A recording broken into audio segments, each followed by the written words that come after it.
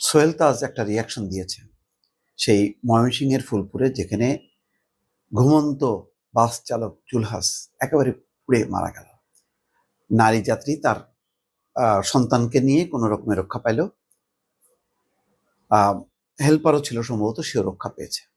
এই ঘটনাটাকে ভিত্তি করে সোহেল তাজ একটা ফেসবুকে পোস্ট দিয়েছে, দেখলাম।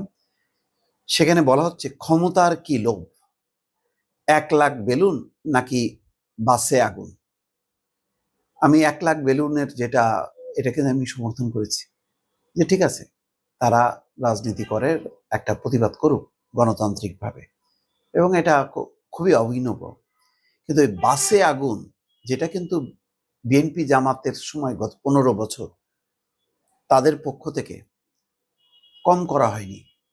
তারা সরাসরি জড়িত ছিল কি ছিল না আমি সেই বিচার করতে যাচ্ছি না, কিন্তু ঘটনা তো ঘটেছে। তখন তো আওয়ামী লীগ বলতো এগুলি জামাত বিএনপির কাজ, তো সেটা কিন্তু মানুষের সমর্থন পায়নি। এমনকি হরতাল অবরোধ সমর্থন পেত না, ভাঙচুর, অগ্নিসংযোগ, এইগুলি একেবারেই অচল একটা প্রক্রিয়া। বরং গণ অভ্যুত্থানটা সমর্থন পেয়েছে, মানুষের অংশগ্রহণ। কিন্তু ওই জ্বালাও পোড়াও দেখলেন না ছবি, দুইজন যে চারিদিকে পেট্রোল ঢেলে আগুন ধরায় দিল। এটা তো খুব কঠিন বীরত্বের কোনো কাজ না, এটা কাপুরুষোচিত কাজ। তো সোহেল তাজ দেখেন, ঠিক আমি 1 ঘন্টা আগে দিয়েছে পোস্টটা। আমি কিন্তু গতকালকেই বললাম যে বেলুন কর্মসূচি খুব ভালো, এটিএন নিউজে ছিল টকশো, সেখানে আমি বলছি বেলুন কর্মসূচি সাপোর্ট করি, কিন্তু এই অগ্নিসংযোগ, জ্বালাও পোড়া এগুলো সাপোর্ট করি না। তো সোহেল তাজ বলছেন যে গণহত্যা, গুম খুন করে, জনগণের গণতান্ত্রিক অধিকার বিলুপ্ত করে, দুর্নীতি লুটপাট করে, লক্ষ লক্ষ কোটি টাকা বিদেশে পাচার করে, সেই টাকার পাহাড়ে বসে এখন আবার অরাজকতা আর তাণ্ডব সৃষ্টি করছে নির্বাচন বানচাল করে বাংলাদেশের গণতান্ত্রিক ভবিষ্যৎ ধ্বংস করার লক্ষ্যে। দেখেন কত সাহসের সাথে সে উচ্চারণ করতেছে যে লক্ষ লক্ষ হাজার হাজার কোটি টাকা তো সত্যি পাচার হয়েছে। এই যে দুদকের ইতিহাসে সবচেয়ে বড় মামলা করছে 10,500 কোটি টাকা। আরো তো অনেকগুলি আছে, প্রায় বলা হচ্ছে 1 থেকে 2 লক্ষ কোটি টাকা লোপাট করছে এস আলম। তারপরে তো আরো অনেকগুলি রাঘব বোয়াল আছে, সালমান এফ রহমান সহ আরো অনেকে আছে। এদের লক্ষ লক্ষ কোটি টাকা এখন বাইরে আছে, এবং বাইরে মোটামুটি একটা ছুটি ছুটি আমেজে আছে তারা, যেই কিছুদিন পরেই তো পরিস্থিতি তৈরি হবে, আমরা দলে বলে চলে আসবো। কিন্তু এই টাকাগুলি এখন এই যেভাবে ব্যয় করা হচ্ছে, সোহেল তাজের ভাষ্য অনুযায়ী, তো সেটা কি তাহলে নির্বাচন হবে না, বিচার হবে না? আমার আশ্চর্য লাগে যখন চিন্তা করি যে এত কিছুর পরও এদেরকে আওয়ামী লীগের একটা অংশ কি করে সমর্থন করে। এর মানে একটাই, এরা ছিল সুবিধাভোগী, আর এখন এটার পরিণতি হিসেবে খেসারত দিবে নিরীহ নিরাপরাধ নেতাকর্মীরা। 20,000 লাইক করছে, প্রায় 1,000 শেয়ার হয়েছে। তো অনেকে বলছে সত্যকে তুলে ধরার জন্য ধন্যবাদ। আসলে তাই, চিন্তা করেন যে আওয়ামী লীগের যেই নিরীহ কর্মী আছে, যারা এত রিস্ক নিয়ে আছে, তারা এগুলি সংগঠিত করবে, তারা অ্যারেস্ট হবে, তারা নির্যাতিত হবে, পাবলিকের হাতে ধরা পড়লে গণধোলাই খাবে। কিন্তু যেই সুবিধাভোগীরা, তারা কিন্তু নিরাপদে আছে। সবাই, কেউ লন্ডনে, কেউ আমেরিকায়, কেউ দুবাই, সবাই ছড়ায় ছিটায় আছে। তাদের কি খুব কষ্ট হচ্ছে এই নেতাকর্মী যাদেরকে দিয়ে এই কাজগুলি করানো হচ্ছে? বরং আমি আবারও বলি, ওই যে বেলুন, ঠিক আছে, নট আগুন। বেলুন কর্মসূচি করলে মানুষের একটা হবে যে না, আওয়ামী লীগ ক্ষমতার বাইরে যেও সে জ্বালাও পোড়াও করছে না, এবং ক্ষমতায় থাকতে তারা জ্বালাও পোড়াও বিরুদ্ধে যে কথা বলতো, এখনো সেটা বহাল রাখছে তারা নিজেদের ক্ষেত্র। কিন্তু এখন তাদের তো চরিত্র উন্মোচিত হচ্ছে যে ক্ষমতায় থাকলে আগুনের বিরুদ্ধে, আর ক্ষমতার বাইরে থাকলে আমি আগুনকে বরণ করে নেব এবং মানুষের বিরুদ্ধে সেটা প্রয়োগ করব। কত নীতি কথা বলতো না, এখন সব নীতি কথা বাদ। এখন যেমনে পারো জ্বালায় পোড়াও, একেবারে শেষ করে দাও, তাও ক্ষমতা চাই। এই পরিস্থিতির একটা, কালকে রাতে জুলাস ঘুমন্ত অবস্থায় পুড়ে মারা গেল। সেনাবাহিনীর ম্যাজিস্ট্রেসি ক্ষমতা আরো 3 মাস বাড়ানো হয়েছে। রাস্তার পাশে জ্বালানি তেল বিক্রি কিছুদিনের জন্য বন্ধ থাকবে। বলা হচ্ছে যে লকডাউন যে কর্মসূচি আওয়ামী লীগের, তাতে আইন শৃঙ্খলা বাহিনী শক্ত অবস্থানে আছে, স্বরাষ্ট্র উপদেষ্টা বলছেন। এই সমস্ত বিষয়গুলো আবর্তিত হচ্ছে 13ই নভেম্বর রায় ঘোষণা, সেদিন থেকে শুরু হওয়ার সম্ভাবনা আছে রাত থেকে। তো বোঝা যাচ্ছে যে 13, 14, 15 একটা উত্তেজনা থাকবে। আজকে ইতিমধ্যে 11 তারিখ, 12, কালকে 13, কি হবে এটা নিয়ে নানা রকম জল্পনা কল্পনা। তার মধ্যে আবার রাজনৈতিক কর্মসূচি, বিএনপি থেকে চাপ, জামাতের দিকে চাপ, রাজপথের কর্মসূচি। কিন্তু সেই কর্মসূচিগুলো হয়তো সরকার অতটা আমলে দিচ্ছে না, কারণ জামাত বিএনপি যাই করবে তারা সরকারকে একেবারে বিপদে ফেলবে এমন অবস্থা থাকবে না। কিন্তু আওয়ামী লীগ তার সর্বোচ্চ শক্তি দেখানোর চেষ্টা করবে, দেশে বিদেশে এটাকে ইস্যু করার চেষ্টা করবে। এর বিপরীতে সরকারেরও আসলে শক্তি পরীক্ষা। আওয়ামী লীগের যেমন শক্তি পরীক্ষা, তেমনি সরকারেরও শক্তি পরীক্ষা। সরকার কতখানি মোকাবেলা করতে পারবে আর আওয়ামী লীগ কতখানি শক্তি প্রদর্শন করতে পারবে, এটা হলো খেলা। ইতিমধ্যে গত কাল থেকে শুরু করে আজকে পর্যন্ত মোটামুটিভাবে বলা যায় যে তারা একটা আতঙ্ক ছড়াতে পেরেছে। কালকে থেকে পরিস্থিতি হয়তো আরো মানে এক ধরনের উৎকণ্ঠা, উদ্বেগ, শঙ্কা, আতঙ্ক, এগুলি সবকিছুই বাড়তে থাকবে। তো শেষ পর্যন্ত সেই অনুযায়ী কি অ্যাকশনে আসতে পারবে কিনা আওয়ামী লীগ, সেটা নিয়ে নানা রকম গবেষণা চলছে। বলা হচ্ছে বিপুল পরিমাণ অস্ত্র ইতিমধ্যে ঢুকে পড়েছে দেশের ভেতরে, এবং সেই ধরনের আইন শৃঙ্খলা বাহিনীর দুর্বলতা, রাজনৈতিক দলগুলো নিজেদের মধ্যে তাদের টানাপোড়েন, এবং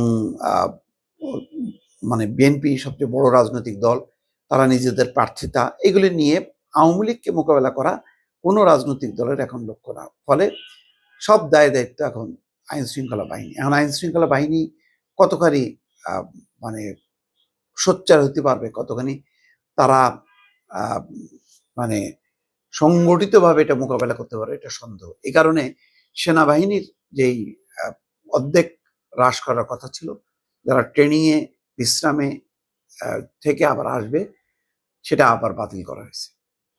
তো তারপরও কিন্তু উদ্বেগ উৎকণ্ঠা কাটছে না। সবাই মনে করছে যে আরো বড় ধরনের একটা পরিকল্পনা হয়তো কালকে বা পরশু ঘটাতে পারে। কি ধরনের ঘটনা ঘটাতে পারে, যেটা আন্তর্জাতিক একটা খবরের জন্ম নেবে, সেই রকম একটা পরিস্থিতি তৈরি করার চেষ্টা করা হচ্ছে।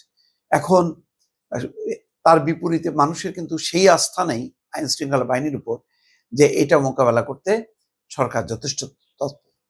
এইরকম একটা শঙ্কার মধ্য দিয়ে কিন্তু মানুষ এখন দিন কাটাচ্ছে। মানে অনেকটাই কি বলবো, যে তাদের আশা ভরসার কোনো জায়গা আপাতত নেই। ফখরুল ইসলাম আলমগীর এমন কথা বলছেন। আসলে কি তেমনটা? আমার মনে হয় না। যথেষ্ট প্রতিদ্বন্দ্বিতা গড়ে তুলবে এবং হিমশিম খেতে হবে। এবং শরিকদের, আমি আরেকটু বলি, শরিকদেরকে যত আসন ছাড়বে ওই আসনগুলো তত বেশি হাতছাড়া হবে। কারণ এবার ধানের শীষ প্রতীক নিয়ে শরিকরা নির্বাচন করতে পারবে না। ফলে একটা বড় ধরনের কিন্তু ঝুঁকি থেকে গেল। এছাড়াও বিএনপি নিজেই তার ধানের শীষ প্রতীক নিয়েই কিন্তু বড় ধরনের প্রতিদ্বন্দ্বিতার মধ্যে পড়বে, যদি না নাটকীয়ভাবে বেগম খালেদা জিয়া এবং তারেক রহমান মাঠে নেমে পরিস্থিতি না ঘোরাতে পারে। এখন পর্যন্ত পরিস্থিতি কিন্তু একেবারে মুখোমুখি অবস্থা। হয়তো কোনো কোনো ক্ষেত্রে জামাত এগিয়ে আছে। আমি পুরোপুরি অভিমতটা দেব না, কারণ আগাম কথা বলার নেই, কিন্তু মাঠের অবস্থা বোঝা যায়। তো যাই হোক, এখন মানে যেহেতু একটা মতবিরোধ পাল্টাপাল্টি চলছে, সুতরাং জামাতকে ছেড়ে দিয়ে বিএনপি কথা বলবে না। দীর্ঘ 9 মাস আপনারা সংস্কারের নামে রাজনৈতিক দলগুলোর সঙ্গে কথাবার্তা বলেছেন, অনেকগুলো বিষয়ে একমত হলেন। সেই একমত হওয়া বিষয়গুলোর বাইরে কোনো কিছু গায়ের জোরে মানুষের উপর চাপিয়ে দিতে চান, তাহলে দায় দায়িত্ব আপনার। এটা সরকারকে উদ্দেশ্য করে বলছে। ঠাকুরগাঁ এক অনুষ্ঠানে জামাতের সরাসরি সমালোচনা করছেন। মির্জা ফখরুল বলছেন তারা কিন্তু ইসলামের অপব্যাখ্যা দিচ্ছেন। আমরা মনে করি আমাদের কর্মেই হবে আমাদের বেহেশত, আমাদের কর্মের মধ্য দিয়ে আমি বেহেশতে যাব। আমি যদি মানুষকে ভালোবাসি, 5 ওয়াক্ত নামাজ পড়ি, রোজা রাখি, মিথ্যা কথা না বলি, সুদ না খাই, তাহলে বেহেশতে যাওয়ার একটা পথ তৈরি হবে। জামাতের টিকিটেই বেহেশতে যেতে পারবে? কেউ কি পারবে? না, পারবে না। যারা এইসব মুনাফিকি করে তাদের কাছ থেকে আমাদের সাবধান থাকতে হবে। এটা সমালোচনা ঠিক আছে, যে ইসলামের নামে কেউ যদি বলে যে মানে আমার দলের নাম ইসলাম, সুতরাং আমি বেহেশতে যাব, এটা অপব্যাখ্যা হবে। সুতরাং এই ক্রিটিসিজমটা ঠিক আছে। তারপরে পিয়ার পদ্ধতিতে বলা হচ্ছে যে এটা আমরা গ্রহণ করব না, কিন্তু জামাত ইসলাম বলছে পিয়ার পদ্ধতিতেই ভোট হবে। সেটা না করলে নাকি ভোট হবে না। ভাই, ভোটকে এত ভয় পাচ্ছেন কেন? তারা জানে ভোট হলে তাদের কোনো অস্তিত্ব থাকবে না। এটা ভালো চ্যালেঞ্জ, এই চ্যালেঞ্জ হিসেবে নিয়ে বিএনপি যদি আগায় ভালো। কিন্তু একটা জিনিস মনে রাখতে হবে, এখন যেহেতু আওয়ামী লীগ মাঠে নেই, সুতরাং জামাতকে সাথে নিয়ে গণতান্ত্রিক রাজনৈতিক চর্চা করতে হবে, যত বিরোধিতাই থাকুক না কেন। এনসিপি প্রসঙ্গে বলছে ওরা তো ভোটই পাবে না, এই কারণে ওরাও জামাতের সঙ্গে সুর মিলায় মানে বলতেছে যে পিয়ার লাগবে, সনদ বাস্তবায়ন করতে হবে। এগুলো শুধুই বিভ্রান্ত, ভোট পেছানোর আর আগের জায়গায় ফিরে যাওয়া, সেটা একটা চক্রান্ত। আমরা সংস্কারে যেগুলোতে একমত হয়েছি, বিএনপি সেগুলোর পক্ষে থাকবে। ঠিক আছে, এগুলি যার যার অবস্থান থেকে যুক্তি, ঠিক আছে। কিন্তু জামাত এনসিপির সঙ্গে বিরোধিতাও করতে হবে, আবার গণতান্ত্রিক রাজনৈতিক সংস্কৃতিতে একসঙ্গে মিলেমিশে চলতে হবে। এই অবস্থানটা কিন্তু বজায় রাখতে হবে। দর্শক বিভাগ তাতে বলা হচ্ছে যে তত্ত্বাবধায়ক সরকার ব্যবস্থা ফিরবে, কোন প্রক্রিয়ায় ফিরবে সেই ব্যাপারে আপিল বিভাগ একটা রায় দিয়ে জানাবে। এটা খুবই জরুরি। আমি বারবার বলি যে আসলে মূল সংস্কারটা দরকার ছিল। যেই ব্যবস্থাটাকে গলা টিপে হত্যা করলো তত্ত্বাবধায়ক সরকার ব্যবস্থা, সেই ব্যবস্থাকে আরো উন্নত মানে সজ্জিত করে ফিরে নিয়ে আসা, এমনভাবে ফিরায় নিয়ে আসা, এটা যাতে আর কেউ চট করে বাতিল করতে না পারে। সেই কারণে দরকার ছিল যে গত 7 মাস 8 মাস এই বিশাল ঢাউস আকারের একটা সংস্কার প্রস্তাব কমিশন করলো। এটা নিয়ে কি অবস্থা, একটা টান টান উত্তেজনা, মানে নির্বাচনই ওলট পালট হয়ে যায়। অথচ শেষ পর্যন্ত নির্বাচন হবে এবং মানে আমার ধারণা এই কমিশনের সংস্কার প্রস্তাবের খুব অল্প কিছুই বাস্তবায়িত হবে। এটা এমনিতেই বাস্তবায়ন। যাক, ওই কথা না আসি। এখন তত্ত্বাবধায়ক সরকার ব্যবস্থা কোন প্রক্রিয়ায় কিভাবে ফিরে আসবে এই ব্যাপারে আপিল বিভাগ 20 তারিখে রায় দেবে। এইটার উপরে যদি গত কমিশন নিজেও গত 7 মাস 8 মাস রাজনৈতিক দলগুলোর সঙ্গে আলাপ আলোচনা করা, বিশেষজ্ঞদের সাথে আলাপ আলোচনা করে বরং তত্ত্বাবধায়ক সরকার ব্যবস্থার যে ঘাটতিগুলো সেটা পূরণ করে যদি একটা আপিল বিভাগ রায় দিত বা কমিশন একটা সুপারিশ করতো, তাহলে কমিশনের সুপারিশ আপিল বিভাগের রায় নিয়ে দরকার হয় এই যে নির্বাচনটা হচ্ছে এই নির্বাচনটাই হতে পারত। 13শ জাতীয় সংসদ, এখন 14শ জাতীয় সংসদ নির্বাচন হবে। এখন হবে ডক্টর ইউনূসের অধীনে নির্বাচন। কিন্তু যে অবস্থা, সংস্কার প্রস্তাব নিয়ে অচল অবস্থা যেভাবে, এখন আদালতের উপর নির্ভর করছে। আদালত এই তত্ত্বাবধায়ক সরকার ব্যবস্থাকে কোন ফরম্যাটে দেখতে চায়, তারাই হয়তো রায় দেবে।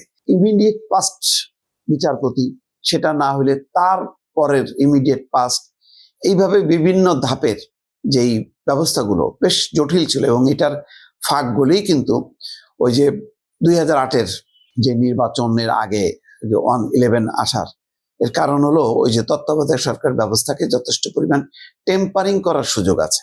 তো এই টেম্পারিংটা বন্ধ করে যাতে ইয়াজউদ্দিন তার মতন করে প্রথম ধাপ দ্বিতীয় ধাপে না দিয়ে একদম লাস্ট ধাপে যে সে নিজেই হয়ে গেল যে আমি রাষ্ট্রপতি, আমি প্রধান উপদেষ্টা। ফলে এটা একদম একদলীয় একতরফা হয়ে গেল। ফলে যে এই তত্ত্বাবধায়ক সরকার যেটা আশা করা হয়েছিল সেটা আর আশা হয়নি এবং 4জন না 4জন উপদেষ্টা পদত্যাগ করলো। একটা বিশ্রী মানে জগা খিচুড়ি অবস্থা। তো এইটা কোনো রাজনৈতিক দলকে যদি দায়িত্ব দেওয়া হয় তখন সে তার মতন করে টানা হাসা করবে, কাটাছাড়া করবে। ফলে এইবারই সুযোগ ছিল এই যে 30টা রাজনৈতিক দল, দরকার হয় জাতীয় পার্টি সহ অন্য বাকি যারা ছিল তাদেরকেও নিয়ে একটা সর্বসম্মত একটা ব্যবস্থা, সেই ব্যবস্থায় প্রতিটা রাজনৈতিক দল যদি স্বাক্ষর করত, সেটা দিয়ে যদি একটা আইন আপিল বিভাগের রায় থাকতো, তাহলে কেউ ক্ষমতায় এসে চট করে উল্টে দিতে পারতো না। অন্তত বিএনপি জামাতের সেই সাহস হতো না শেখ হাসিনার মতন যে চট করে উল্টে দিলাম, বাতিল করে দিলাম। তো এইটাই দরকার ছিল, এবং সেইটাই আমাদের মূল সংস্কার হওয়ার কথা। বাকিগুলো রাজনৈতিক দল নিজেরা যদি অ্যাডপ্ট না করে, তাহলে এটা চাপাই দিয়ে সংস্কার হবে না। ওই প্রধানমন্ত্রী 2 মেয়াদে থাকবে নাকি 3 মেয়াদে থাকবে, উচ্চ কক্ষ নিম্ন কক্ষ কোনোটাই কার্যকর হবে না যদি গণতান্ত্রিক মানসিকতাটা রাজনৈতিক দল ব্যক্তি সবাই যদি ধারণ না করে। আমরা মুখে গণতন্ত্রের কথা বলি, কিন্তু প্রত্যেকে এক একটা ফ্যাসিস্ট। আমরা ব্যক্তি ফ্যাসিস্ট, আমাদের সংগঠন ফ্যাসিস্ট, আমার দল ফ্যাসিস্ট। তো রাষ্ট্রে গণতন্ত্র আসবে কি করে? তো এগুলি বাদ দিয়ে বরং অন্তত একটা নির্বাচন, ভোটিং পাওয়ারটা মানুষের কাছে ফিরাই দেওয়ার দরকার ছিল। মানুষ যাতে তার মতন করে সরকার পরিবর্তন করতে পারে 5 বছর পর পর, এইটুকু অন্তত ক্ষমতা দেওয়ার পর তারপরে হয়তো অন্যান্য দাবি করা যেত যে আমাদের সরকার ব্যবস্থা এরকম হওয়া উচিত, আমাদের বিচার ব্যবস্থা এরকম হওয়া উচিত। কিন্তু সেটা না করে একসঙ্গে সব খাওয়াইতে গেছে। এখন বদ হজম হয়ে কি হলো? কমিশন হচ্ছে প্রতারক, প্রতারিত, তার প্রতারণা করে দেশ থেকে ভাগছে, এইরকম একটা ধারণা প্রতিষ্ঠা করার চেষ্টা চলতেছে, যেটা খুবই দুঃখজনক। জনাব মাহবুব কামাল, আপনাকে আমাদের অনুষ্ঠানে স্বাগত জানাচ্ছি। মাহবুব ভাই, আপনি দেখেছেন আমি যে প্রশ্নটা করেছি আসলে কি আপনার কাছে কি মনে হয় যে বিএনপি একটু ডিফেন্সিভ খেলছে, এবং যদি তাই হয় তাহলে বিএনপি কেন এমন করছে? না, বিএনপি তো ধরেন যে মূল নেতাই তো নাই দেশে, বিএনপি রাজনীতিটা করবে কিভাবে? মূল নেতা থাকবে না, তাদের চেয়ারপারসন আছেন, উনি 3টা আসনে নির্বাচন করবেন বলে ঘোষণাও দিয়েছেন। না না, উনি তো ধরেন physically not that much fit. হ্যাঁ, উনি ধরেন একটা ঐক্য যার বিএনপির ঐক্যের একটা প্রতীক হিসাবে উনি আছেন। হ্যাঁ, কিন্তু অ্যাকচুয়ালি তো দলকে নেতৃত্ব দিচ্ছে লন্ডনে বসে তারেক রহমান, এটা তো আমরা দেখতেছি নানা রকম অনলাইন ইসে। তো উনি তো মূল নেতা, হ্যাঁ, ডিফ্যাক্টো উনি, তাই না? তো এখন উনি তো দেশে নাই, তো উনি যদি দেশে না থাকে তাহলে উনি কিভাবে ওনার প্রতিপক্ষকে মোকাবেলা করবেন? আমি তো এটা বুঝি না। বাট উনি তো বিদেশে থেকেও প্রতিনিয়ত তো যোগাযোগ মেনটেন করতেছেন, বিভিন্ন সঙ্গে কথা বলছেন, এবং সেটা পাবলিক মিটিংয়ে উনি কিন্তু অংশ নিচ্ছেন, ভার্চুয়ালি নিচ্ছেন। তো সেটাকে কি আপনি আপনি কম মনে করছেন? না না, that is not enough, that is not enough. যেমন ধরেন আমি বলি, 70-তে আওয়ামী লীগ কেন এই বিপুল সংখ্যাগরিষ্ঠতা পেয়েছিল? কারণ বঙ্গবন্ধু শেখ মুজিবুর রহমান সারা পূর্ব পাকিস্তানের আনাচে কানাচে মিটিং করে বেরিয়েছেন, আপনি নিশ্চয়ই জানেন। জি। তো ওখান থেকে মানুষের ওপিনিয়ন নিয়েছেন ইত্যাদি। তারপরে ধরেন যে জিয়াউর রহমান কেন এত পপুলার? উনি প্রথম এটা বের করলেন যে মানুষের সাথে মিশতে হবে এবং প্রত্যন্ত অঞ্চলে যেতে হবে, যেটাকে পরবর্তীকালে এরশাদ ফলো করছেন। আপনি যদি দেশের মানুষের পাশে দাঁড়াতে না পারেন, সাধারণ আপনি কর্মী সভায় বক্তৃতা দেন, তাতে কী হলো? ইট লিটল ম্যাটার্স। আপনাকে জনসভায় বক্তৃতা দিতে হবে, আপনাকে সারা বাংলাদেশ চষে বেড়াতে হবে, যেটা করছে জিয়া, করছে এরশাদ, করছে পরবর্তীকালে হাসিনা, করছে খালেদা, করছে, তাই না? তো তারেক রহমান সেটা পারতেছেন না। উনি অনলাইনে একটা কর্মী সভায় বক্তৃতা দিলেন বা একটা অডিয়েন্সে বক্তৃতা, ইট ইজ নট এনাফ, তাই না? আর ওনার তো ফিজিক্যাল প্রেজেন্সটা খুব দরকার, তো উনি তো নাই। তো এটা তো লেভেল প্লেইং হলো না। আপনি জামাতের নেতৃত্ব দিচ্ছেন ডক্টর শফিকুর রহমান, এনসিপির নেতৃত্ব দিচ্ছেন ধরেন যে নাহিদ ইসলাম থেকে শুরু করে আর যারা আছে। তো বিএনপির কে নেতৃত্ব দিচ্ছে? Mirza Fakhrul Islam. Mirza Fakhrul Islam is not capable enough to lead. আপনি কিন্তু একটা ভালো কথা বলছেন যে জামাতের নেতৃত্ব দিচ্ছেন ডক্টর শফিকুর রহমান। দেখেন, উনি একটা জনসভায় বক্তৃতা দিতে যে অসুস্থ হয়ে পড়ে গেলেন, তবু কিন্তু বক্তৃতা দিলেন। হ্যাঁ, এবং ওনার এই যে অবস্থানটা, শারীরিক অবস্থানটা, এবং ফিজিক্যালি ওনার যে জনগণের সামনাসামনি থাকার যে আকাঙ্ক্ষাটা, এটাও কিন্তু মানুষের মনে এক ধরনের প্রভাব। হ্যাঁ, পড়বে না, অবশ্যই পড়বে। আর তাছাড়া তারেক রহমান তো মাছ ইয়াঙ্গার দেন শফিকুর রহমান, না? তার এনার্জি আছে, তার আছে, জিল আছে। হ্যাঁ, তো উনি তো আসলে একটা অন্যরকম চেহারা হয়ে যেত বাংলাদেশের, কিন্তু না, উনি তো আসতেছেন না। কেন? উনি কি আসতেছেন না, না আসতে পারতেছেন না? এইটা, হ্যাঁ, দিস ইজ ইন্টারেস্টিং কোয়েশ্চেন। দেখেন, আমি 2টা আগে বিশ্ববিখ্যাত নাটকের একটু প্রসঙ্গ টেনে তারপরে আসতেছি। একটা নাটক হচ্ছে স্যামুয়েল ব্যাকেটের ওয়েটিং ফর গোদো, আপনি নিশ্চয়ই শুনছেন। জি। স্যামুয়েল ব্যাকেট খুব বিখ্যাত নাটক। ওখানে 2টা ক্যারেক্টার আছে, তারা ওই গোদোর জন্য অপেক্ষা করে, হ্যাঁ, যে উনি আসবেন, উনি এসে তাদের পরিত্রাণ করবেন, ত্রাণ করবেন ইত্যাদি। গোদো প্রমিস করে যে হ্যাঁ আগামীকাল আসবো ইত্যাদি, কিন্তু গোদো আর আসে না। এটা একটা ইটারনাল হয়ে যাচ্ছে, যে ওয়েটিং ফর গোদো, এটা চলতেই থাকতেছে। তো তারেক মানে রহমানের আপনি দর্শকের জন্য একটু ব্যাখ্যা করে বলেন গোদোটা কি আসলে? গোদোটা হচ্ছে একটা ক্যারেক্টার, এটা নাটকের একটা ক্যারেক্টার। জি। তো গোদোর জন্য আরো দুইটা ক্যারেক্টার নাটকের অপেক্ষা করে যে উনি এসে আমাদের ত্রাণ করবেন, আমাদের পরিত্রাণ দিবেন, আমরা তো হ্যাঁ মুক্তি দিবেন ইত্যাদি, কিন্তু গোদো আসে না। তো নাটকের নামই হচ্ছে ওয়েটিং ফর গোদো। তো এখন বিএনপি এবং জাতি is waiting for Tarique Rahman, এবং ওই যে প্রমিস থাকতেছে, গোদো যেরকম প্রমিস হ্যাঁ আগামীকাল আসবো ইত্যাদি, উনি আর আসতেছেন না। আরেকটা ও নাটকের উদাহরণ, সেটা বিশ্ববিখ্যাত, আপনি সবাই জানেন, এটা শেক্সপিয়ারের হ্যামলেট। শেক্সপিয়ারের বলা হয়, শেক্সপিয়ার হ্যামলেটের মূল চরিত্র হচ্ছে ডেনমার্কের যুবরাজ। জি। তো বলা হয় যে ডেনমার্কের যুবরাজ ছাড়া শেক্সপিয়ার হ্যামলেট নাটক মঞ্চস্থ করা যায় না। আমাদের যে বিএনপি রাজনীতি, এইটা যে যুবরাজ তারেক, তারেক তো আসলে যুবরাজ, তাই না? আমাদের জি জি মানে মেজর জিয়া দম্পতির ছেলে, একসময় তো তাকে বলা হতো প্রিন্স। তো সেই যুবরাজ ছাড়া আপনার বিএনপির নাটক বা জাতীয় রাজনীতির নাটক কিভাবে হবে? হ্যামলেট, ডেনমার্কের যুবরাজ ছাড়া যেমন হ্যামলেট নাটক মঞ্চস্থ করা যায় না, তেমনি তারেক জিয়া ছাড়া এই বিএনপির রাজনীতির নাটক এটা মঞ্চস্থ করা যাবে না। না, তারেক জিয়ার ছাড়া না, তারেক জিয়ার উপস্থিতি ছাড়া কোনটা বলছে? ওই তো তারেক জিয়ার উপস্থিতি ছাড়া, ওইটি আর কি। হ্যাঁ, তো দেখেন, আপনি বলতেছেন কেন আসতেছে না, তাই না? আপনার প্রশ্নে ফিরে যাই। সেটা হচ্ছে এটা এটা না $1 মিলিয়ন প্যারাডক্স। এটার কোনো মানে আপনি কোনো ব্যাখ্যা খুঁজে পাবেন না। হ্যাঁ, ব্যাখ্যা খুঁজে পাবেন ইন দ্য সেন্স, যেমন ধরেন 16 বছর বিএনপি মানে ফ্যাসিবাদ বিরোধী বলেন, স্বৈরাচার বিরোধী বলেন, আন্দোলন করলো না, তারপরে এটার বিজয় হলো। সেই দলের নেতা আপনার সেলিব্রেশনে যোগ দিতে পারলো না। এটা একটা অস্বাভাবিক ব্যাপার না, তাই না? হ্যাঁ, আপনি এখন বলবেন যে ওনার বিরুদ্ধে মামলা ছিল ইত্যাদি, এইসব মামলা ছিল, জঙ্গিরা বের হয়ে যায় নাই, কনভিক্টরা বের হয়ে যায় নাই, কে না বের হয়ে গেছে? হ্যাঁ, আর ওনার তো মামলা, উনি তো দেশে আসবেন, অনুকূল পরিবেশ, সেই অনুকূল পরিবেশে উনি মামলাগুলো জামিন নেবেন, একই সাথে জামিন নিয়ে উনি দলকে নেতৃত্ব দিবেন, এটি সব কে বাধা দিত তাকে? বাধা দিতে জঙ্গিরা যদি বের হয়ে যেতে পারে, কনভিক্টরা যদি বের হয়ে যেতে পারে, তাই না? তাহলে উনি তো একটা বড় দলের নেতা, এবং ওনার বিরুদ্ধে মামলাগুলো তো বলা হচ্ছে যে ষড়যন্ত্রমূলক। হ্যাঁ, এবং উনি তো 24-এ গ্রেনেড অ্যাটাকের মামলা থেকে তো রেহাই পেলেন, তাই না? তো ফলে ওরকম একটা অবস্থায় উনি এসে মামলা জামিন নিয়ে উনি দলকে পরিচালনা কিন্তু আসলেন না। এবং তখন আমি 11 তারিখ পর্যন্ত ওয়েট করছি, আচ্ছা কী ব্যাপার।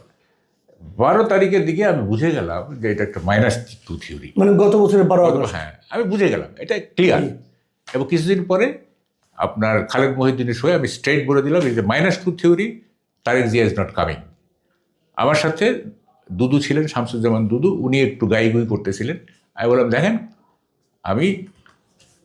আমি ড্যাম শিওর, কারণ আমি বাংলাদেশের রাজনীতির মোটামুটি বুঝি, Tarique Rahman is not coming. দেখেন এখনও আসতেছে না কিন্তু। তো এই যে আমি বললাম যে তখন, এবং এইটা কি কারণ, এটা আমি কতগুলো প্রবেবল কারণ আমি হয়তো ডিটেক্ট করতে পারছি। হ্যাঁ, জানি না এগুলো ঠিক কিনা। যেমন ধরেন, একটা হলো যে তারেক রহমানকে 1/11-এর সময় যে টর্চার করা হয়েছিল, তখন ধরেন যে মানে জুনিয়র লেভেলের ওরা করছিল, ধরেন ক্যাপ্টেন, মেজর, হ্যাঁ, তো হয়তো তারা এখন ব্রিগেডিয়ার জেনারেল, মেজর জেনারেল, হয়তো তারেক রহমান ভাবতেছেন যে আমি দেশে গেলে কোন বিপদে পড়ি, হ্যাঁ, এরা তো আমার শত্রু। এটা হইতে পারে। আর একটা হইতে পারে, ধরেন তারেক রহমানের সামনে বেনজির ভুট্টোর একটা অভিজ্ঞতা আছে। বেনজির ভুট্টো তো আপনার নির্বাচনী প্রচারণায় গিয়ে আপনার নিহত হয়েছিলেন। হ্যাঁ, হইতে পারে যে এই মুহূর্তে গেলে হয়তো আমার জীবন নাশের শঙ্কা আছে।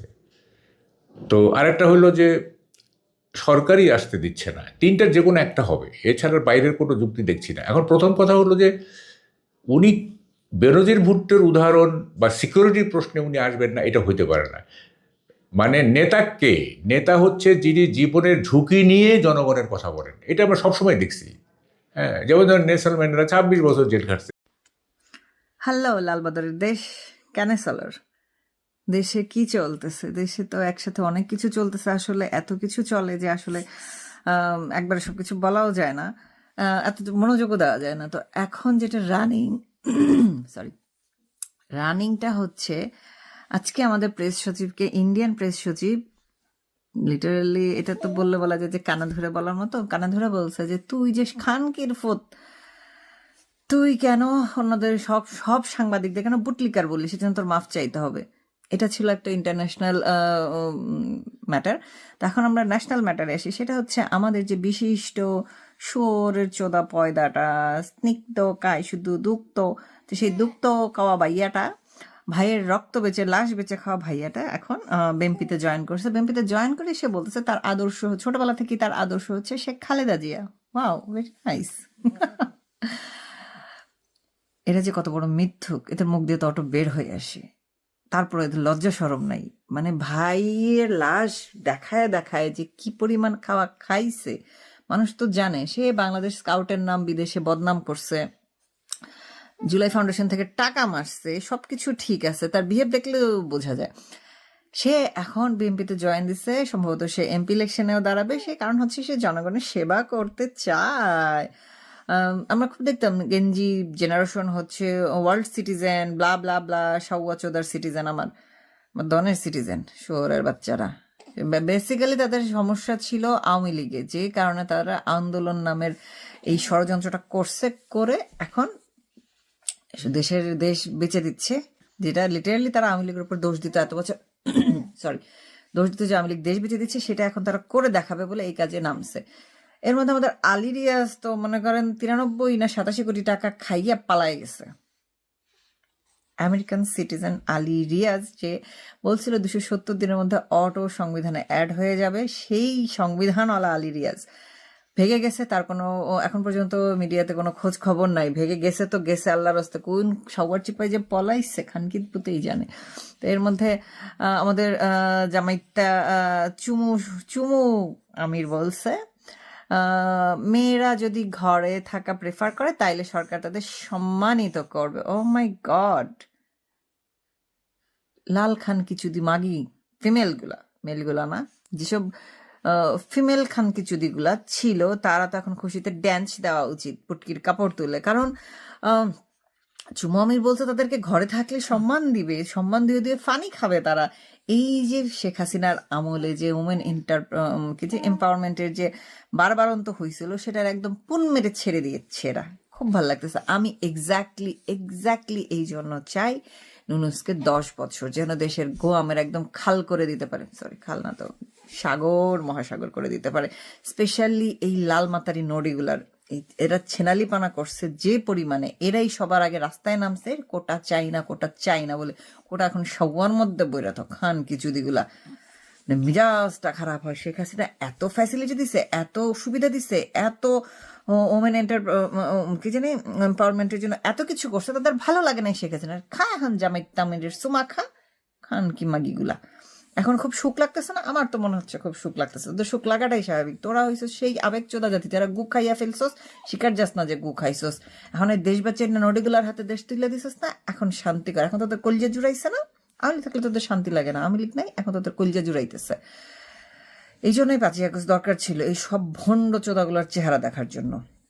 আমরা দেখতেছি এখন কি করব, আমাদের কপালটাই এত খারাপ, এরকম দুর্ভাগা একটা দেশের জন্য আমরা জান প্রাণ দিয়ে দিই, যে দেশের লোকজন নিজেরাই চায় না ভালো থাকতে, নিজেরাই চায় না স্বাধীন হইতে। বঙ্গবন্ধু স্বাধীনতা এনে দিছে, তাদের ভালো লাগে নাই, তাদের মন চায় ফাইক্কা দন চাটতে যাতে এমন অবস্থা হয়েছে বাংলাদেশকে সব জায়গা থেকে লাথি মেরে ব্লক করে দিচ্ছে, ব্যান করে দিচ্ছে সব জায়গায়, কারণ এদের পাইক্কাদের সাথে মাখামাখি। এই যে দেখেন গত 15 মাসে যে পাইক্কা ধনের যে চাটাচাটির ফল, সেটা হচ্ছে গতকাল 10ই নভেম্বর দিল্লিতে একটা বোম ব্লাস্ট হয়েছে, যেখানে পাইক্কা বাংলাদেশ হয়ে যেসব পাইক্কা ঢুকছে গত 15 মাসে তাদের ইনভলভমেন্টের একটা ক্লিয়ার মেসেজ পাওয়া যাচ্ছে।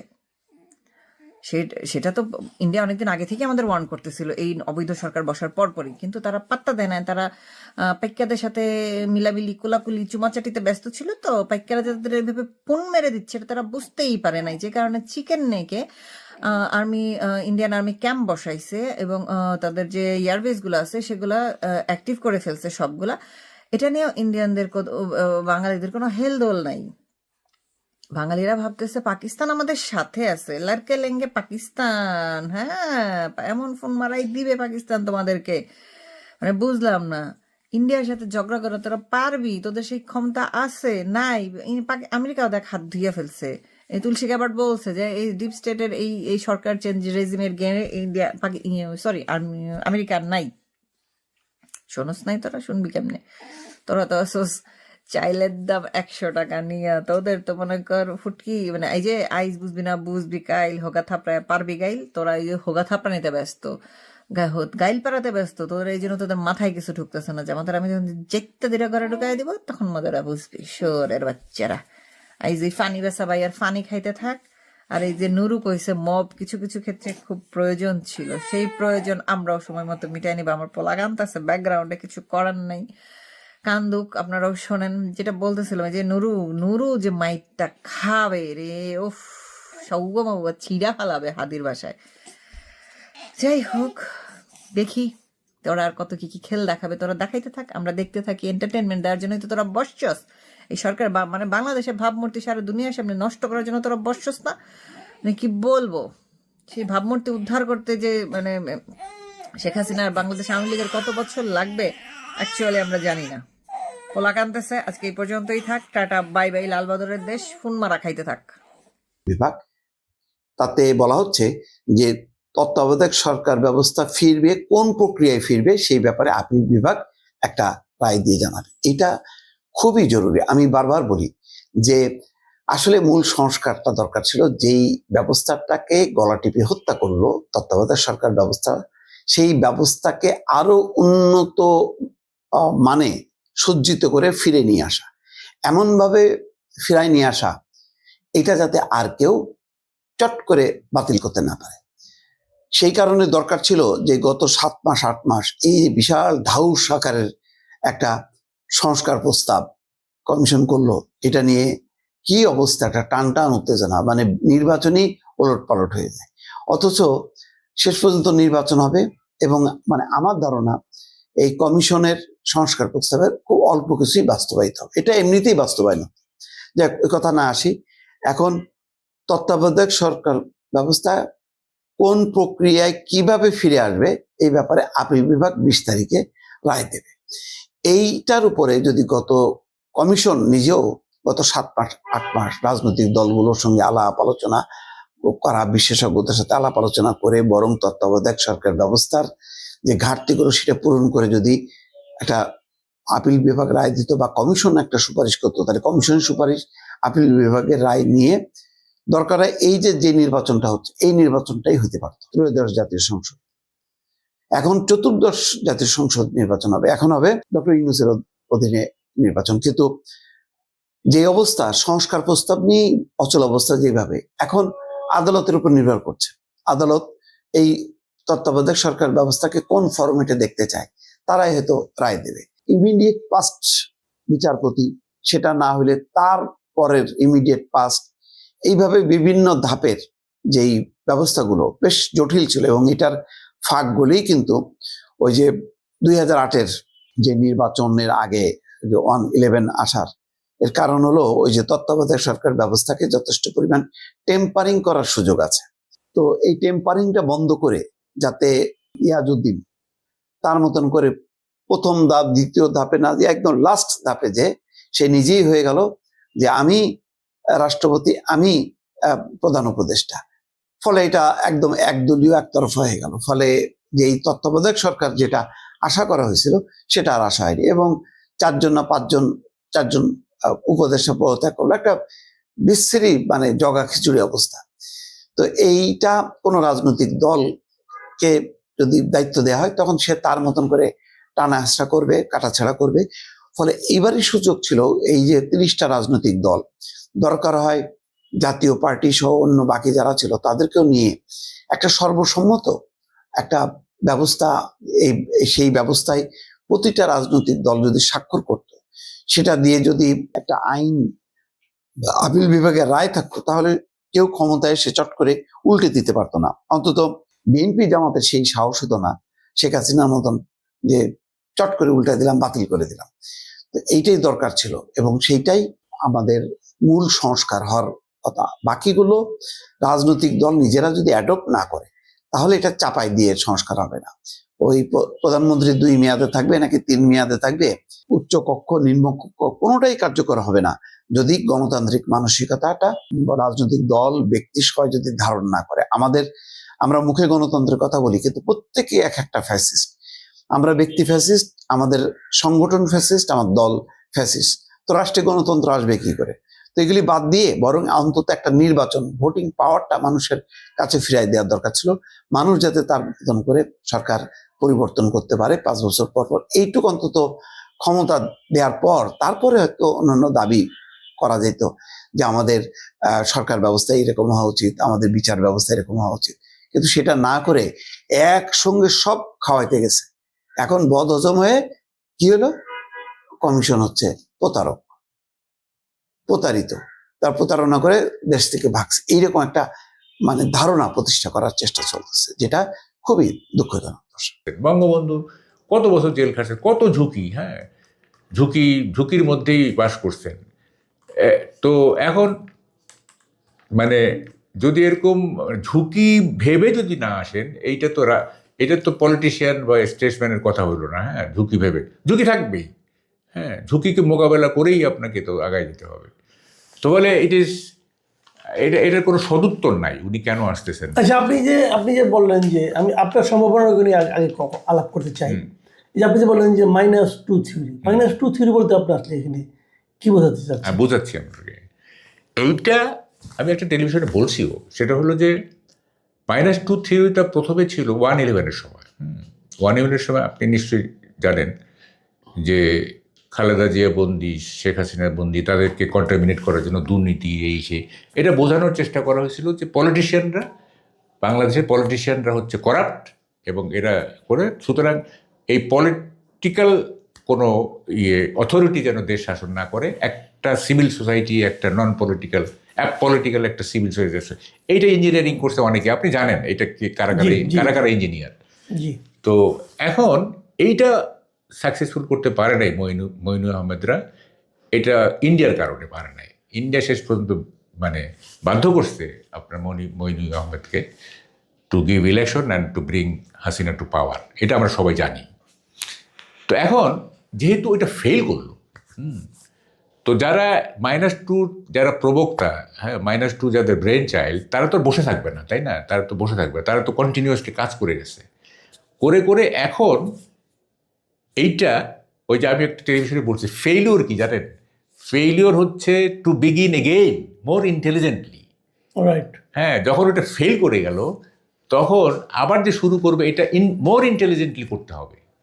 এখন যেটা হচ্ছে আগের মতো করে করা চলবে না, মোর ইন্টেলিজেন্টলি করতে হবে।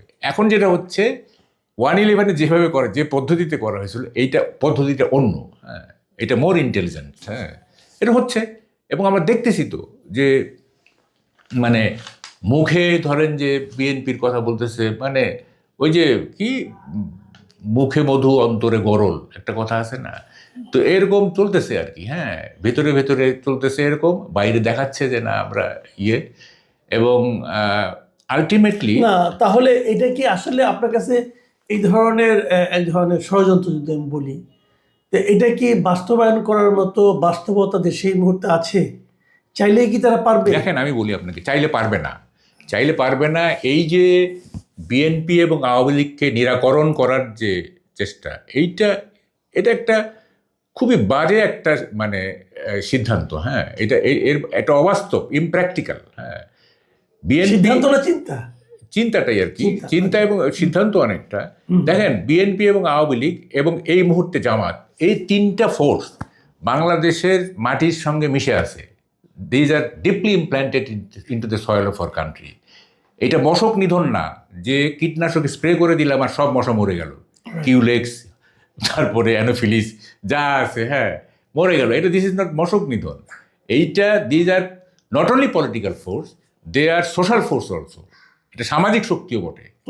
হ্যাঁ, এইটা দীর্ঘদিনের যে এটা রাজনৈতিক চর্চা, এইটা একটা রাজনীতির বাইরেও একটা সামাজিক শক্তি হিসেবে গড়ে উঠছে এগুলি। হ্যাঁ, এগুলি ধ্বংস করা সোজা না। হ্যাঁ, ধ্বংস করা সোজা না, এগুলো চেষ্টা হচ্ছে, প্রায় চেষ্টা। যেমন আপনার যে গত রেজিম বিএনপিকে নিরাকরণ করতে চাইছে, জামাতকে নিরাকরণ করতে পারে না, এটা পারবে না। এটা এটা অ্যাবসার্ড। হ্যাঁ, না, এই বর্তমান সরকার যে এই ধরনের একটা নিরাকরণ মানে প্রক্রিয়ার সঙ্গে জড়িত অথবা এই ধরনের নিরাকরণ প্রচেষ্টাকে কোনোভাবে সাপোর্ট দিচ্ছে, তার কোনো নমুনা কি আপনি দেখতে পাচ্ছেন? এই যে -2 থিওরি, জি, কেন অসংখ্য নমুনা আছে, অসংখ্য নমুনা। আপনার একেবারে ব্রড বেসড যেগুলি, এক নম্বর হচ্ছে যে তারেক রহমানকে আসতে দিচ্ছে না, এটা ব্রড বেসড, হ্যাঁ, তাই না? আরেকটা হচ্ছে ধরেন যে আসতে দিচ্ছে না, এটা আপনি কিসের উপর ভিত্তি করে বলছেন? তাহলে কেন কি আছে নাকি আপনার চিন্তা? হ্যাঁ, যদি সরকার যদি বলে যে তুমি আসো, তোমার কোনো অসুবিধা নাই। এটা তো যখন নাকি ডক্টর ইউনূস যখন লন্ডনে ছিলেন তখন কিন্তু এখানে স্বরাষ্ট্র উপদেষ্টা উনি কিন্তু বলেছিলেন যে ওনার দেশে আসাতে কোনো সমস্যা নেই। শুনেন, ওটা কি এনাফ না? না না না, ওটা কোনো এনাফই না। এইটা আপনাকে তারেক রহমানকে মেন্টালি কনভিন্সড হতে হবে যে আমি দেশে গেলে আমার নিরাপত্তা ঠিক থাকবে। ওনাকে কনভিন্সড হতে হবে। উনি কনভিন্সড না, তাহলে কেন আসবে না ভাই? এই মাটির সন্তান এইখানে যে বড় যে দলটা, সেটা তো উনি নেতা, উনি কী কারণে আসবেন না আমাকে বুঝান তো। এটা তো একটা প্রবেবল কারণ থাকতে হবে, যে এই কারণে একটা যুক্তিগ্রাহ্য কারণ থাকতে হবে তো। হ্যাঁ, আচ্ছা, আপনার কি মনে হয় না যে সম্ভাব্য যে কারণটা আছে, যে কারণটাই থাকুক, কারণ তো নিশ্চয়ই একটা আছে, এই কারণটার কথা তিনি নিজে অথবা তার দল এটা যদি প্রকাশ করত যে এই কারণে আসতে পারছি না, তাহলে সেটা কি এই সরকারের উপর আরেকটা বাড়তি চাপ হতো না? শুনেন, বিএনপি রাজনীতিটা আপনি দেখতেছেন না? বিএনপি রাজনীতিটা আপনি দেখতেছেন, এটা কোনো রাজনীতি? এরকম ইনকনসিস্টেন্ট এবং এরকম মানে ইরাটিক, সকাল বিকাল, ওই যে বলেন না যে এই যে মানে সকালে এক কথা, বিকালে এক কথা। এবং আমরা তো দেখতেছি যে বিএনপির সাইকোলজিটা হচ্ছে কোনো রকমে একটা যেভাবে হোক একটা করে নির্বাচন করে ফেলতে পারলেই তো ক্ষমতায়। হ্যাঁ, সুতরাং সরকারকে অ্যান্টাগনাইজ করা যাবে না, সরকারকে গুড়ি মেরে রাখো। আপনি আজ পর্যন্ত দেখছেন সরকার এই নোট অফ ডিসেন্টটা বাদ দিলে, মানে এই যে জুলাই সনদটা বাদ দিলে, এর আগে মানে ডক্টর ইউনূস অখুশি হতে পারে এরকম একটা কথা বলছে বিএনপি? একটা। এমনকি আপনারা তাদের ইঞ্জিনিয়ার ইশরাকের একটা লজিক্যাল মুভমেন্ট থামাই দিছে। দেখেন, মানে ইন্টারেস্টিং না এটা? আপনি এখন যেহেতু বুঝে গেছে, এখন কিন্তু বিএনপি বুঝে গেছে যে কেস খারাপ, মানে মানে মানে এরা তাদের এই গভর্নমেন্ট তাদেরকে নিয়ে খেলতেছে। সুতরাং এখন একটু হার্ড লাইন নিচ্ছে। এর আগে দেখেন ইউনূস সাহেব অখুশি হইতে পারে, একটা কথাও বলেন নাই, এবং আনকন্ডিশনাল কোনো রাজনৈতিক দল সরকারকে সাপোর্ট দিতে পারে, কিন্তু এটা কি কখনো আনকন্ডিশনাল হইতে পারে? কখনো হয়েছে এটা in the history? Unconditional support দিয়ে গেছে না, একবার হয়েছিল 111-এর সময় আওয়ামী লীগ গভর্নমেন্ট 111 গভর্নমেন্টকে আনকন্ডিশনাল সাপোর্ট দিয়েছিল। আচ্ছা, ওইটা তো ক্ষমতায় যাওয়ার জন্য। শুনে একই জিনিস। আচ্ছা, এখন দেখেন এই যে করলো না, এটা করে করে এখন বুঝলো। আমি তো বলছি যে এই যে লন্ডন সফরের সময় আসলো মির্জা ফখরুল বললেন যে পুরো জাতি আজ আনন্দিত। আমি বললাম যে আমি পোস্ট দিলাম যে আনন্দিত না, তারেক রহমানকে 1 বেচা দেওয়া হইলো, আরও মানে 7 বেচার মধ্যে 1 বেচা দেওয়া হইলো। তো দেখেন তাই হইলো। এখন এই জিনিসগুলো যদি না বুঝে, হ্যাঁ, এই জিনিসগুলো না, একটা যে মিশন, এটা কিন্তু আপনি ঠিক বলছেন। আসলে আমার কাছে মনে হয় বিএনপি রাজনীতি কি, এটা কি আসলে স্বভাবগত অপরিপক্কতা, নাকি আপনার তাকে সাপোর্ট যে আমি করছি বোঝানোর জন্য এক ধরনের মেকি মানে আচরণ করতে, যে অপরিপক্ক আচরণ করছে? আমি আপনাকে এক্সাম্পল দিয়ে বলি। আপনি দেখেন কিছুদিন আগেই যুক্তরাষ্ট্রে সফরকালে এই মির্জা ফখরুল ইসলাম আলমগীর উনি কিন্তু বললেন যে উনি ডক্টর ইউনূসের মধ্যে জিয়াউর রহমানের প্রতিচ্ছবি দেখতে পাচ্ছেন। তো এটা তো এক ধরনের মানে তেল দেওয়া না? না, শুনেন, এইটা হলো কি, আমি বলি ফখরুলের ব্যাপারটা না আমি তো হিসাবে করি না। আমার কাছে মনে হচ্ছে he is a little bit patient of dementia. হ্যাঁ, আমার কাছে মনে হচ্ছে, কারণ ওনার মানে বয়স হয়ে গেছে তো, এবং নানাভাবে ওনার এক ধরনের মানে মানসিক যে মানে যেটাকে বলে ভারসাম্য, সেইটা একটু নষ্ট হয়ে গেছে। এটা তার দোষ না, এটা হয়তো বয়সের কারণে। কারণ এই কথা উনি বলতে পারেন না, কোনোভাবেই এটা বলতে পারেন না যে ইউনূসের মধ্যে জিয়ার পলিটিক্যালি এটা ওনা বলা উচিত, উনি একটা পলিটিক্যাল পার্টির মহাসচিব হিসেবে কোনোভাবেই বলতে পারেন না। এবং দেখেন ওনার কথা সেদিন বললেন যে নিজামীদের ফাঁসি দেওয়া অন্যায়ভাবে ফাঁসি দেওয়া হয়েছে, আবার এখন বলতেছেন যে কি স্বাধীনতা বিরোধীদের প্রতিরোধ করতে হবে। দেখেন এই যে এইটা হয়েছে কি, এটা ভারসাম্যহীন হয়ে পড়ছেন উনি মানসিকভাবে। তো এটা বলা যাবে না, কারণ উনি একজন রোগী, এটা বলা যাবে না, তাহলে আমাকে আবার মামলার মধ্যে ফেলে দিবে। যাই হোক, এখন কথাটা হচ্ছে যে আপনি যিনি কি বলতেছিলেন যে ওই কি মানে ওনারা মানে ওনাকে সাপোর্ট করতে যে হ্যাঁ দলীয়ভাবে কি ক্ষতিগ্রস্ত হচ্ছেন কিনা? হ্যাঁ হচ্ছে। মানে যেটা আমি বলতেছিলাম, অ্যাকচুয়ালি কিন্তু এই যে বিএনপির যে আপোষকামী রাজনীতি, এটার কিন্তু পেছনের বড় কারণটা অনেকে বুঝতে পারে না। সেটা হলো, এটা আমি কিছুটা ফিল করি, সেটা হচ্ছে বিএনপি আসলে ভয় পায় অস্ত্রের। ঠিক আছে, আপনি একটু খেয়াল করেন যে 460টা থানা লুট হয়েছে, এই অস্ত্রগুলি কোথায়? এক। 2 নম্বর হচ্ছে আসিফ মাহমুদ ভুইয়া বলছিলেন যে যদি 5 তারিখে পতন না হয় হাসিনার, আমরা সশস্ত্র সংগ্রামের ডাক দিতাম। তাহলে আগে থেকে অস্ত্র ছিল। তা ওই অস্ত্র প্লাস এই যে থানা লুটের যে অস্ত্র এক হয়েছে। তারপরে যে শোনা যায় যে পাকিস্তান থেকে অস্ত্র আসছে ইত্যাদি। এখন বিএনপি ভয়, মানে বিএনপি কেন মানে পল্টন, নয়া পল্টনে লাখ লাখ মানে জনসভা করে, লাখ লাখ মানে জনসভা করে বলবে না যে কবে নির্বাচন দিবেন, তারিখটা ঘোষণা করেন, তা না হইলে আসি আমরা, এটা বললো না। কারণটা হচ্ছে যে ভয় পাইলো যে একটা যদি কনফ্রন্টেশনে যায় তাহলে একটা সংঘাত হয়ে যাবে, রক্তপাত হবে, এবং মানে জিনিসটা অস্বাভাবিক হয়ে গেলে তখন আর নির্বাচনের ব্যাপারটা পিছিয়ে যাবে। অ্যাকচুয়ালি পিছিয়ে যাবে না, যদি বিষয়টা অস্বাভাবিক হয়ে যায় তখন কিন্তু পিছিয়ে যাওয়ার জন্য বিএনপিকে দায়ী করা হবে। Right, exactly. এটা 2টা কারণে। তো ফলে বিএনপি ওই এটা কিন্তু অনেকে বুঝতেছে না, যে ভয় পায় যে বিএনপি, হ্যাঁ, যে সিচুয়েশনটা কি বলে জটিল হয়ে যাবে। তো এটা একটা বড় কারণ, যে কারণে এখন কি আপনার কি মনে হয় উনি মানে ওনার দল থেকে কি একটা ব্যাখ্যা দেওয়া উচিত কেন? কারণ একটা জিনিস হলো কি, শোনেন, এই যে আপনি এত ব্যাখ্যা করলেন, সাধারণ মানুষ যারা বিএনপিকে ভোট দিতে চায় অথবা ভোট দিবে, বিএনপির তো প্রচুর সমর্থক আছে সারা দেশে, প্রত্যন্ত অঞ্চলে আছে, তারা রাজনীতির এত জটিল মার পেঁচে হয়তো বোঝে না, তো তারা কিন্তু এই অভাবটা বোধ করে এবং তারা কিন্তু জানতে চায় যে উনি কেন আসছেন না। যদি ওনারা জানিয়ে দেন তাহলে যে কারণে আসছেন না, যাদের কারণে আসছেন না, তাদের উপর কিন্তু একটা প্রেশার পড়ে। হ্যাঁ, তো সেই কাজটা বিএনপি করছে না। ওই তো বললাম, বিএনপি তো ভয় পায়। হ্যাঁ, এটা তাহলে একটা ভীতু দলকে আমরা রাষ্ট্র ক্ষমতায় আনবো কেন? হ্যাঁ, সেটি তো প্রশ্ন তো সেখানেই। মানে লিডারকে কাকে বলে? লিডার হচ্ছে যে পরিস্থিতিকে নিয়ন্ত্রণ করবে, পরিস্থিতির লেজুরবৃত্তি করবে না, তাই না?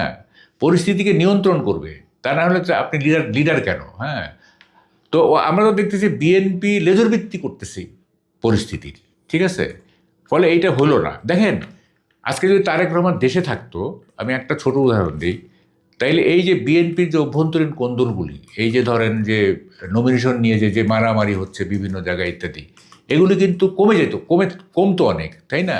উনি হয়তো ফিজিক্যালি গিয়ে এগুলি হ্যান্ডেল করতেন, বা ওনার সবাইকে ডেকে আছে না, যে একটা আপনি দূর থেকে একজনকে প্রভাবিত করা আর একেবারে মানে ফেস টু ফেস প্রভাবিত করার মধ্যে পার্থক্য আছে না, অনেক পার্থক্য আছে না?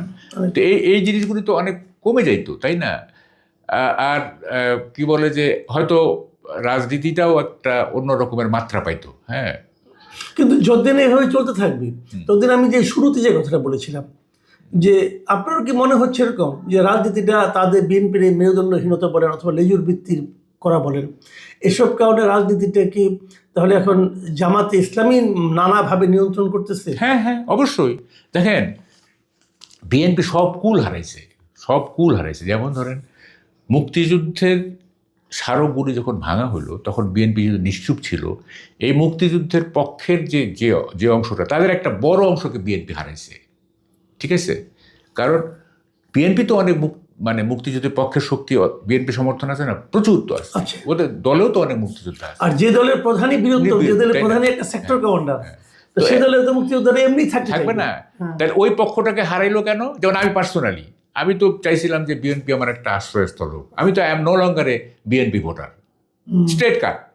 আমি 6 মাস পর্যন্ত বলছি যে দেখেন, জিয়াউর রহমান যেহেতু বিএনপির প্রতিষ্ঠাতা, এখানে মুক্তিযুদ্ধের একটা ফ্লেভার পাই আমি, আর যেহেতু বিএনপি মডারেট ইসলাম ধারণ করে, জঙ্গি ইসলাম না। সুতরাং এই দুইটার মিক্সচারে আমরা একটা আগায় যেতে পারি। আমার এই আকাঙ্ক্ষাকে 1 পয়সা মূল্য দেয় নাই বিএনপি, ঠিক আছে? তো আমাকে হারাইছে, তো এরকম প্রচুর প্রচুর লোককে হারাইছে সে। এইদিকে একটা হারাইলো, তারপর ধরে যে এইসব দোদুল্যমানতা করে টোরে, হ্যাঁ, ইভেন তাদের ওয়ার্কারদের তো হারাচ্ছে সে। ওয়ার্কাররা তো বলতেছে যে এরকম এত আপোষকামী কেন রাজনীতি, হ্যাঁ, অনেক অনেক কর্মীও তো এগুলো বলতেছে, তাই না? তো ফলে এইটা হারাচ্ছে। এখন জামাত আপনার এই যে বিএনপির যে আপনার দুর্বলতা, উইকনেস, এইটা ক্যাশ করতেছে জামাত। এবং এইটা দেখেন মানে কত রকমভাবে বিএনপি পিছাইছে। এই যে চাঁদাবাজি, হ্যাঁ, জামাত কিন্তু, আমি জানি না জামাত কীভাবে চাঁদাবাজি করছে কিনা, I am not sure about it, কিন্তু বিএনপি যে চাঁদাবাজি করছে ব্যাপকভাবে, দখলবাজি করছে, এটা ব্যাপকভাবে, এটা জেনারেল নলেজ, এটা কোনো তত্ত্ব কথা না, হ্যাঁ, এটা জেনারেল, এর জন্য গবেষণা জেনারেল নলেজ, তাই না?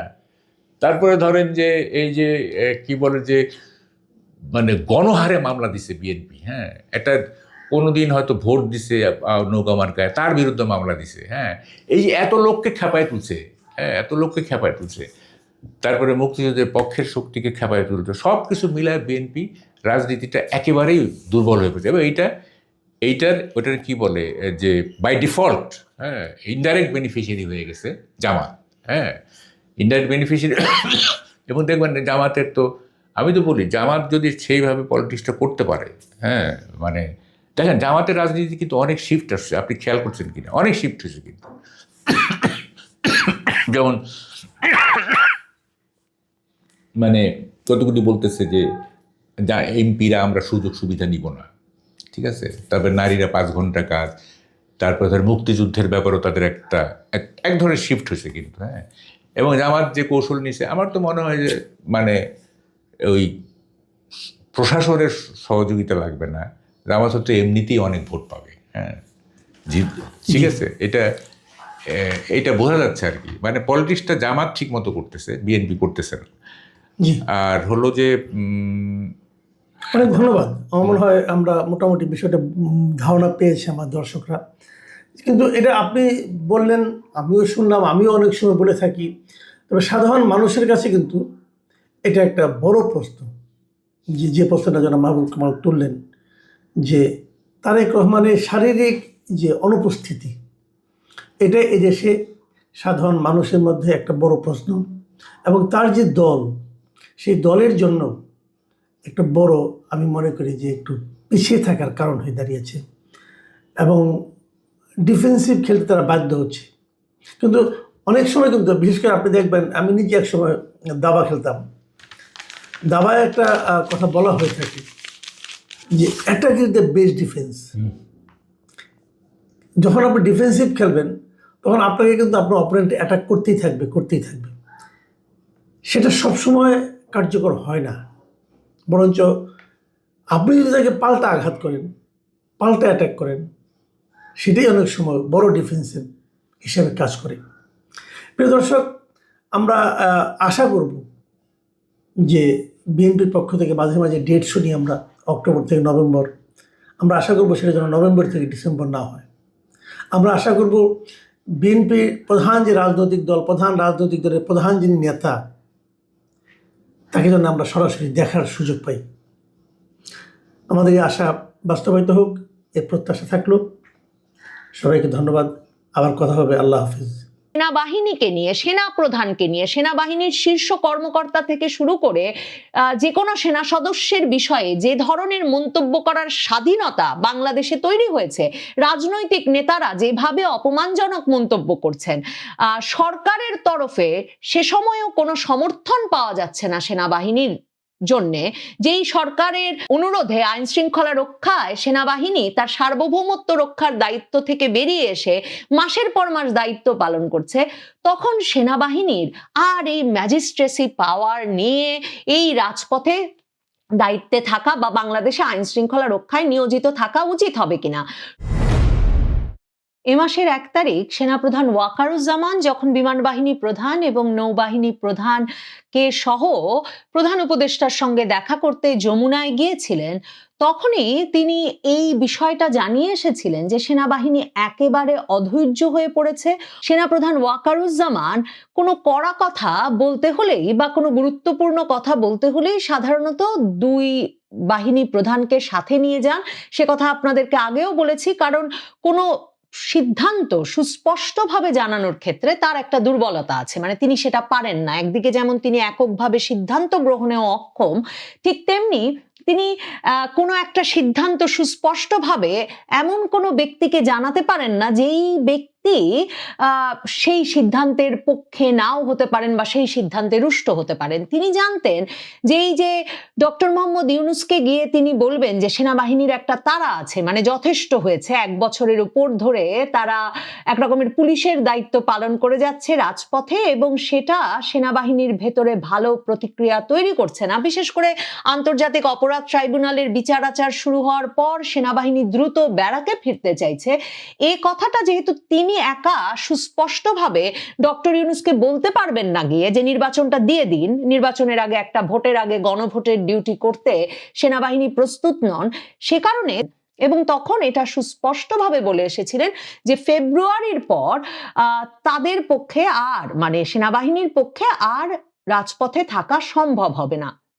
কিন্তু সেনাপ্রধান যে ডক্টর ইউনূসকে ওই কথা বলে এসেছেন, আর তাতেই যে ডক্টর ইউনূস সে কথা শুনে ফেব্রুয়ারির মধ্যে নির্বাচন দেবেন, সেই বিষয়টার কোনো বিশ্বাস বা আস্থা রাখতে পারেন নাই সেনাবাহিনীর শীর্ষস্থানীয় জেনারেল থেকে শুরু করে এমনকি সেনা সদস্যরাও। মানে আমরা প্রত্যেকেই বুঝি যে নির্বাচনটা এখন এমন একটা অনিশ্চিত জায়গায় গিয়ে ঠেকেছে যে ফেব্রুয়ারি মাসে নির্বাচন হবে তাতে আস্থা রাখা সত্যি মুশকিল। মানে বিএনপির নেতা তারেক রহমান সে কথা বলছেন, নেতৃবৃন্দ তো এখন সরাসরি হুমকি দিয়ে বলেছেন, এবং মঙ্গলবার তাদের যে বিরাট সমাবেশ তারা করেছেন পল্টনে, সেখান থেকে সেটা সেনাবাহিনী যেমন বোঝে সেটা সাধারণ মানুষও বোঝে।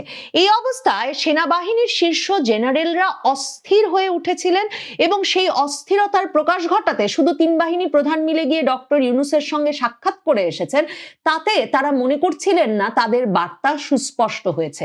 কাজেই তারই প্রতিক্রিয়া হিসেবে তারা সুস্পষ্ট বার্তা দিতে এরই মধ্যে সেনা সদর থেকে চিঠি লিখে সরকারের কাছে, এরপর থেকে সরকারের সঙ্গে আর জেনারেলদের সঙ্গে সেনাপ্রধান ওয়াকারুজ্জামানের মূল দর কষাকষিটা চলছিল যে এই যে বাকি যে সেনারা আছেন তাদেরকে অন্তত ফেব্রুয়ারি পর্যন্ত যে মোতায়েন রাখা হবেই, সেই বিষয়টা যেন অন্তত সেনাবাহিনীর শীর্ষ জেনারেলরাও অনুমোদন দেন। আমি বলছিলাম যে সেনাপ্রধান ওয়াকারুজ্জামান কোনো সিদ্ধান্ত একা নেন না, তিনি এমনকি তরুণ সেনা কর্মকর্তাদের মতামত নিয়েও যে সিদ্ধান্ত নেন সেটা তো আমরা আগস্টের 3 তারিখেও দেখেছি। আর গুরুত্বপূর্ণ জেনারেলদের সঙ্গে মতামত ভাগাভাগি করা বিশেষভাবে গুরুত্বপূর্ণ এখন, যখন সেনাবাহিনীর জেনারেলদের মধ্যেও সেনাবাহিনীর মান সম্মান রক্ষা না করতে পারায় সেনাপ্রধান ওয়াকারুজ্জামানের ওপর তেমন কোনো আস্থা নেই। কাজেই ফেব্রুয়ারি পর্যন্ত, নির্বাচন পর্যন্ত মোতায়েন থাকবেন।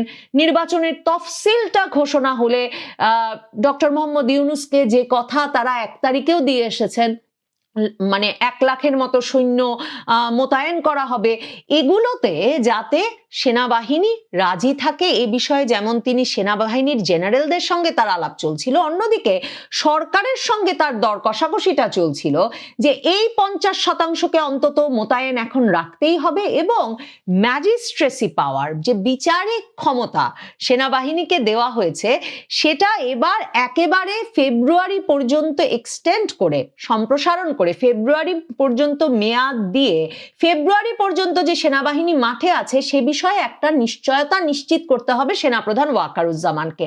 কারণ 17ই সেপ্টেম্বর 2024-এ যখন প্রথম সেনাবাহিনীকে বিচারিক ক্ষমতা দেওয়া হলো তখন 2 মাসের জন্য দেওয়া হয়েছিল, এবং তখন থেকেই প্রধান উপদেষ্টা আন্তর্জাতিক মিডিয়ার সঙ্গে সাক্ষাৎকারে আইন উপদেষ্টা বাংলাদেশের সংবাদ মাধ্যমে স্পষ্টত বলেছিলেন যে এই বিচারিক ক্ষমতা দেওয়া হয়েছে পুলিশ যেই মাত্র অ্যাক্টিভ হবে এবং আইন শৃঙ্খলা পরিস্থিতি যেই মাত্র ভালো হবে সেই মাত্র সেনাবাহিনীর কাছ থেকে এই বিচারিক ক্ষমতা তুলে নেওয়া হবে। দেখেন, এই ম্যাজিস্ট্রেসি পাওয়ার, বিচারিক ক্ষমতা কিন্তু সহজ জিনিস নয়। সেনাবাহিনীকে এই বিচারিক ক্ষমতা মানে ১-১১ সরকারের সময় বিচারিক ক্ষমতা সেনাবাহিনীর কাছে ছিল, তার কারণ হচ্ছে ম্যাজিস্ট্রেসি পাওয়ারটা ছিল, তার কারণ হচ্ছে তখন তো জরুরি অবস্থা জারি ছিল। বিচারিক ক্ষমতা এর আগে সিভিলিয়ান সরকারের সময় সেনাবাহিনীকে দেওয়া হয়েছিল ২০০২ সালে খালেদা জিয়ার সরকারের আমলে অপারেশন ক্লিন হার্ট পরিচালনার জন্য। এবং খালেদা জিয়া তখন একরকম, মানে মওদুদ আহমেদের বইয়েও আছে যে খালেদা জিয়া তখন একরকম একক সিদ্ধান্তে, মানে তার দলের ভেতরের বিশৃঙ্খলায় তিনি কন্ট্রোলে না আনতে পেরে, নিয়ন্ত্রণে না আনতে পেরে অস্ত্র, মাদক, সন্ত্রাস, চাঁদাবাজি এসব সমস্যা থেকে দলকে এবং দেশকে বাঁচাতে এক রকমের মানে ব্ল্যাঙ্ক চেক দিয়ে দিয়েছিলেন সেনাবাহিনীকে ২০০২ সালে। হঠাৎ করে আসলে সেটা সেনা অভিযান ছিল, শুরু হয়।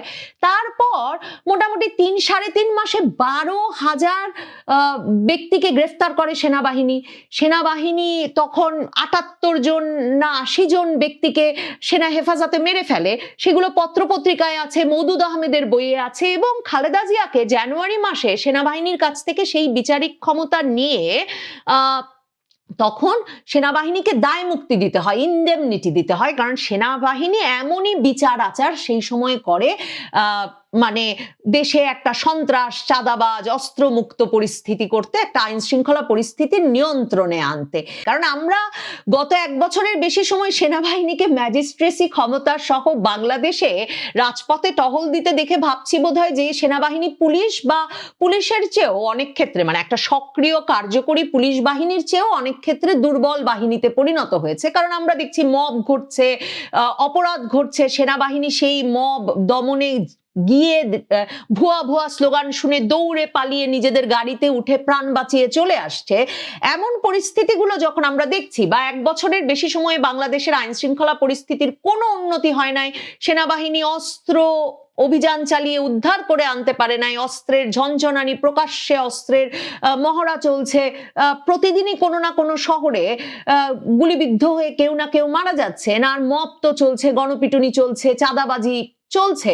এই অবস্থায় আমরা ভাবতে শুরু করেছি যে সেনাবাহিনীর বিচারিক ক্ষমতাটা বোধহয় সেনাবাহিনী পুলিশের দায়িত্ব পালন করবে টাইপের কোনো ব্যাপার। কিন্তু আসলে সেনাবাহিনীর বিচারিক ক্ষমতা কিন্তু অত্যন্ত গুরুত্বপূর্ণ, মানে অপব্যবহৃত হয় কিনা সেটা নিয়েও সবসময় মানবাধিকার কর্মী এবং সিভিলিয়ান সরকারগুলোর, বেসামরিক সরকারগুলোর এক ধরনের উদ্বেগ থাকে। বিচারিক ক্ষমতাটা কি, ম্যাজিস্ট্রেসিটা কি, যে তার মানে যে কোনো ফৌজদারি অপরাধ তার সামনে সংগঠিত হতে দেখা মাত্র একজন ম্যাজিস্ট্রেটের মতো, একজন বিচারকের মতো তাৎক্ষণিক বিচার করতে পারবে সেনাবাহিনী, যেই ক্ষমতা কিন্তু পুলিশের নাই। তার মানে সেনাবাহিনী তখনই গ্রেফতার করতে পারবে, জামিন দিতে পারবে, তাৎক্ষণিক বিচার করতে পারবে যে কোনো ফৌজদারি অপরাধের। মানে আপনার সামনে ভাঙচুর হচ্ছে, অগ্নিসংযোগ হচ্ছে, খুন, হত্যা, অস্ত্রের ঝনঝনানি হচ্ছে, মব হচ্ছে, গণপিটুনি হচ্ছে, আপনি তাৎক্ষণিক বিচারকের ভূমিকা পালন করতে পারবেন একজন ম্যাজিস্ট্রেটের মতো।